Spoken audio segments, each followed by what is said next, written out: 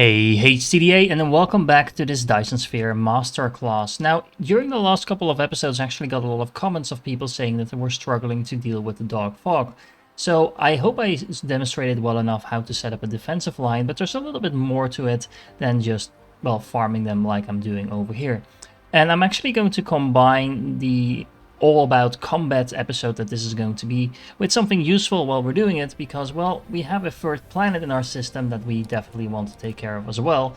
And there's a lot of dark fog on it. As you can see, if I counted correctly, there's going to be 18 bases on here. So what better way to demonstrate how you deal with the dark fog by taking out this planet?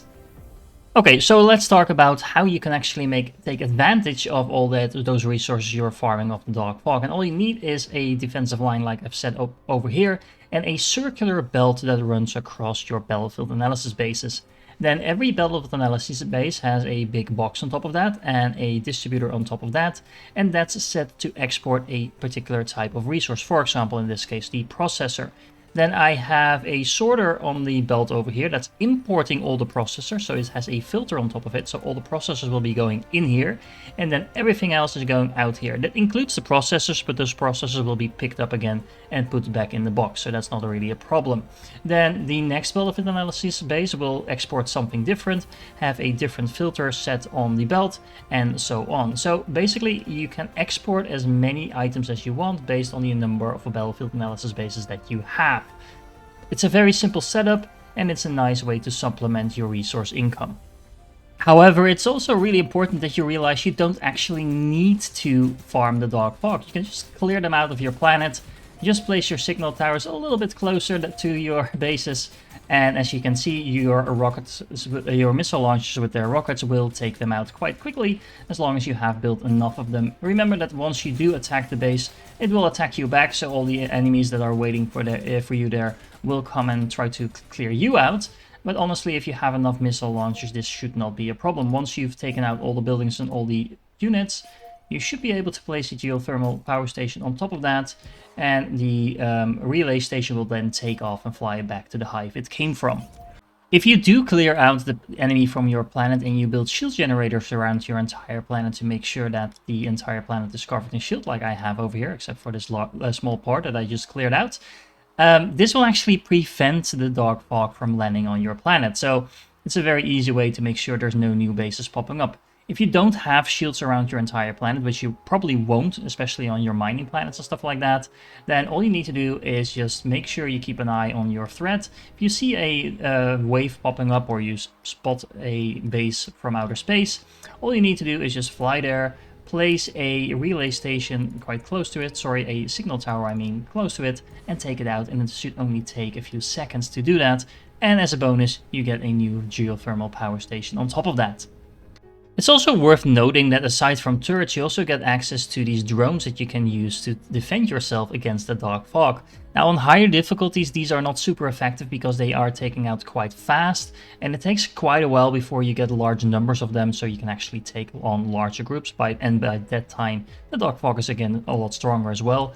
But on lower difficulties specifically, or with bases that have just spawned, a couple of these drones can actually do a lot of damage on top of the damage that you do yourself, so you could actually take out bases without any sort of turret support whatsoever. So I've actually included a couple of blueprints for them all that builds at least the first few levels of drones. So this is the technical level that you should be at this time of the playthrough. And well, especially these precision drones are really awesome. You can carry around about 500 of them in your hangar, so this is a lot of units you can carry around. Again, they get taken out pretty easily, so this isn't as much as it looks, and you use them by dragging them in the slots in your fleets. As you can see, I now have access to 2 fleets because we're at purple science, and these fleets will continue to grow bigger, larger, and in larger numbers as you continue to progress through the technology tree. Now, there's really only 2 ways you can actually lose against the dark fog, assuming that you've actually built a couple of turrets to defend yourself, and that is either having not enough power or having not enough ammo. Now, in terms of power, keep in mind that this shield that you build around your planet at some point is using a gigantic amount of power, and especially if you get attacked from space, it will start to regenerate, and that will in turn take a lot of power again. Just keeping it active already costs a lot of power, keep that in mind as well. So if you have your dog fog on your planet, you're defending them against them actively, and you are being attacked from outer space, that's a recipe for disaster, especially if you're also trying to expand your base, because all of that will take a lot of power, and, well, it wouldn't be the first time my base gets wiped out just because I ran out of power. Ammo is the other thing you should take care of. So I've added in a little recipe to make more missiles, because there's no such thing as having too many missiles, because you will use them for local defense as well as planetary defense. And also don't forget that you can upgrade your basic ammunition as well, especially the stuff that goes into the normal turrets actually becomes really dangerous and really powerful. If you compare the level 1 turrets, they do about 7 base damage, and you can upgrade that of course. The level 3 one do 36 damage, so that's 6 times as much, almost as 5 times as much as the base level ammo. Now, 36 damage is actually comparable to 1.5 missile. It doesn't do any AoE damage, so it doesn't explode or anything like that, but this is a massive amount of damage, and all you need is just some titanium to upgrade the copper ones, and then titanium alloy to upgrade them from titanium ones to the titanium alloy, super alloy ammo boxes, whatever you want to call them. This is actually super easy to defend yourself, and this is also very useful once you want to start taking over other planets. Now I'm going to demonstrate that by taking over the 3rd planet in our system, Glen H, and this has a total number of 18 bases on it, so it doesn't really get much worse than this. So if my approach works for this, it should work for pretty much anything you get thrown at you yourself as well. Now, in order to make this episode, I cleared out that planet at least 3 times with different approaches, but honestly, this approach is the best way. So remember this particular offense platform that we used earlier in the playthrough in order to take the 2nd planet in our system? Well, this is a little bit outdated at this point because you don't have to manually feed it and stuff like that, and we have better ways to power now. However, the principle stays the same, just rocket launchers along with some of these turrets in order to keep some more local defense. And the big difference here is that there's now a different way to power it. They still have the batteries for the spike power, but we are now going to power them with thermal power plants. Now, honestly, you could upgrade this even further. You could add some fusion plants in here or something else, whatever you want in order to get yourself some power.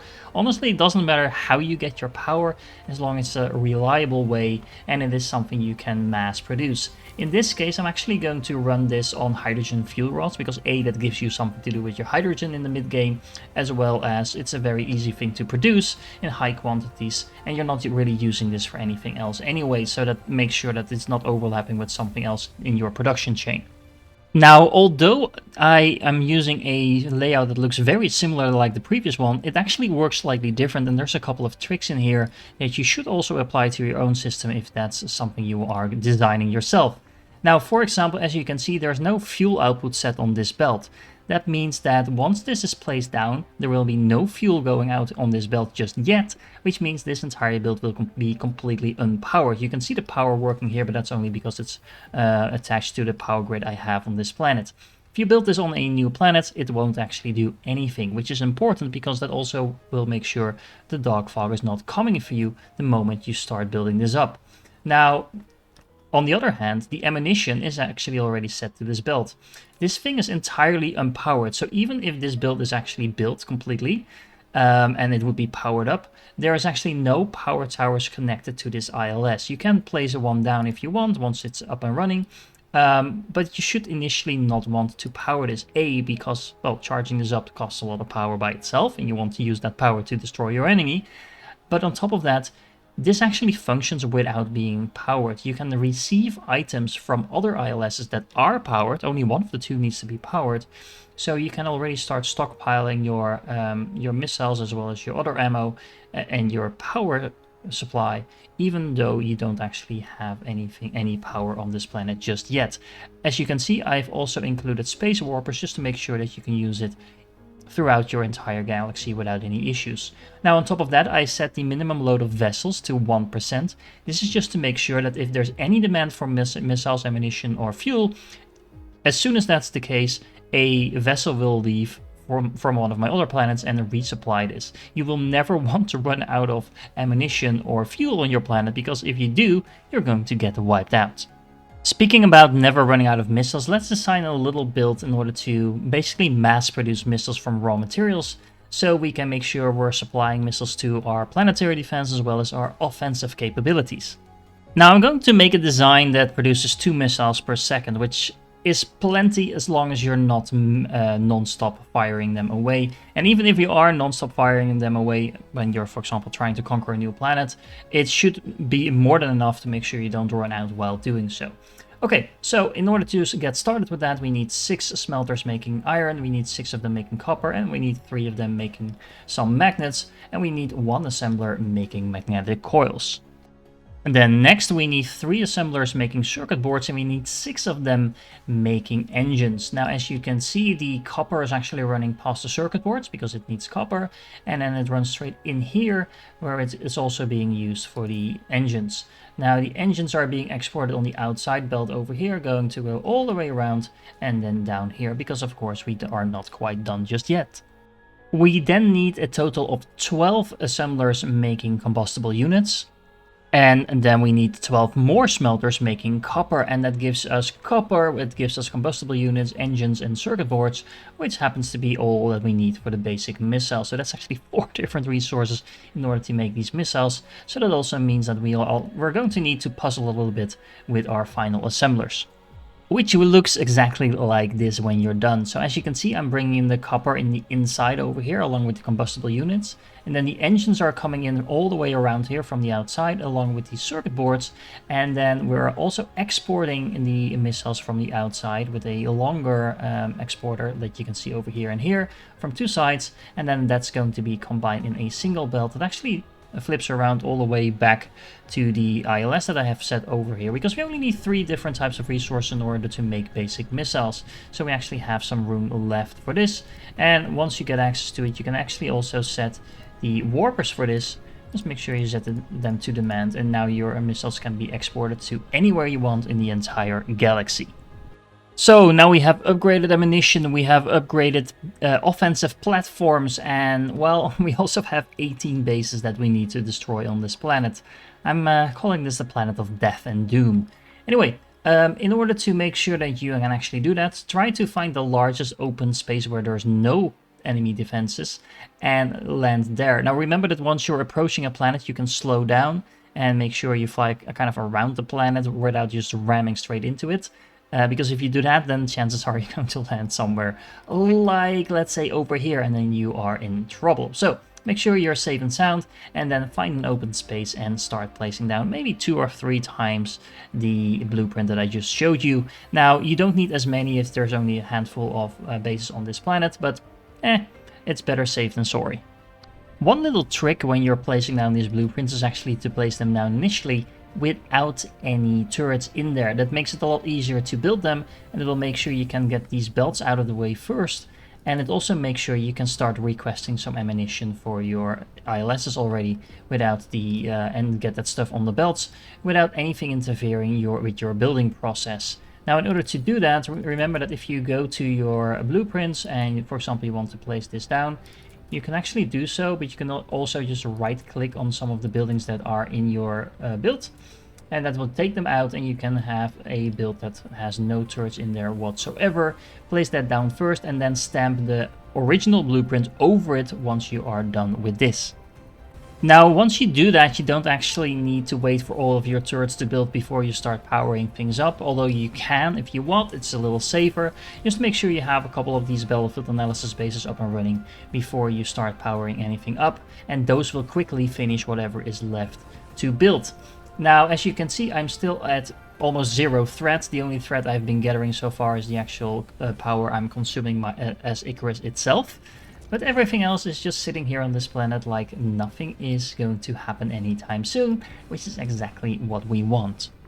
Now, once you feel you're ready, all you need to do is put the actual fuel on the belts.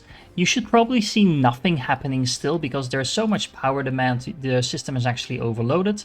So all you need to do then is just manually put in some power until the entire system starts up. Now that might take a few of these things to do, but once you have the first maybe handful set up, as you can see, everything else is now powered up.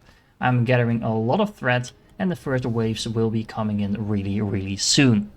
Now the enemy will come to you nonetheless, but if you want an easy way of clearing out the enemy bases, set the upper air active to something that's lower than high.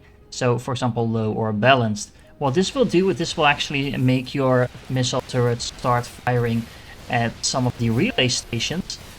And assuming you've already set up the shields on the other planets, hopefully you did that at this point, but you should see the relay stations being taken out quite easily. Now, once a relay station is down, this will actually draw power from the planetary base. As you can see, the power level is slowly dropping down. Until this power is dropped down, this will still be active, so don't go rushing in. But as soon as the power drops to 0, nothing new will be produced within this base. As you can see, my rockets are already starting to take out the secondary relay station. And any relay station that is in range, this one has already been taken out, is going to be extremely easy to clear out from that point onwards. So here you can see an example of a powered down and empty enemy base. So at this point I can simply just walk in and take it out with my little precision drones, for example. The turrets will be offline as well. So there's actually nothing in here that can still attack me. And like I said, this is a very easy way to clear out the enemy bases. Now, as you can see, not all the relay stations are being attacked by my base. So what I need to do in order to make that happen is actually just expand my network of signal towers more further into the system. It will actually help me take care of the enemy base as well. But as you can see, now I'm taking out another relay station, and you keep just repeating this process until you're completely done. Now, I do want to emphasize that even though this is pretty straightforward, and once you get the hang of it, it's not really complicated either, it will take some time, and getting attacked by, in my case, 18 bases at the same time while I'm also trying to take them out is not trivial. So don't feel bad if you get yourself killed or if it doesn't work the first time around. Just keep at it. And every base you take out will make this process easier. In the meanwhile, if you're attacking the relay stations, you will also get attacked from outer space, so the hives will start sending fleets at your planets. So I hope you set up those planetary defenses, those shields, as well as the missile launchers like I showed you, because otherwise you are going to lose your other planets in the process as well. So keep that in mind while you're doing this. Once you get some room on the planet, make sure you also place down a couple more of these offensive platforms closer to the enemy base. The closer you are, the easier it is to take them out. It's also easier to get them in range of your missile launcher in order to shoot the relay stations down, things like that. So it just makes the actual conquering of the planet that much more faster and easier. Once you cleared out the entire planet of enemies, it will probably look something like this. You'll have signal towers all over the place, geothermals, battlefield analysis bases, a couple of these offensive platforms. All in all, it will look quite messy. So what I actually recommend, although you do whatever you want, is to clear out everything from your planet and then use this new planet-wide blueprint that I developed just for you, so you can just copy and paste it down, and you should have your entire planet covered. So this includes the defensive platform that I showed you in one of the previous episodes that has all the rocket launchers and some power attached to it. It also has signal towers that spread all the way across the planet, as you can see, and I left a couple of open spaces, but honestly the main thing that you want is have enough signal tower coverage to shoot down any relay stations that approach the planet, not necessarily have them land and then destroy them, but have them destroyed before they even touch the planet. So far, this particular blueprint has served me very well in that regard. There's not signal towers all over the place, so you have plenty of room to build, but at the same time there's enough of them to actually make sure there's no relay stations landing on your planets. At the same time, what is also really convenient is that this actually has a power network spread across your entire planet, which makes it really easy to set up your mining locations and stuff like that, because you already have the power close. So there you have it. We have all 3 planets in our system completely conquered now. There's not a single dog fog on any of them. The enemy should not be able to land on them either, which means we can now slowly start draining out these hives. This will take a long time, but we're not in a hurry to do that. It's mostly about just being able to build in peace while not having to worry about being attacked by the dog fog too much. Now, if this particular episode was a little bit light on building for your taste, I have good news for you, because in the next episode we're going to do a lot of building. Specifically, we're going to add another color to our nice little science build over here, because of course we need to start conquering the universe. Now we have our entire solar system safe. And that means we need access to warpers, which is most efficiently made from green science. So green science allows us to get all the way up to the last part of the technology tree, as well as start conquering the entire galaxy. So that's going to be extremely fun. I hope you enjoyed this one as well, but I do definitely hope to catch you in the next one.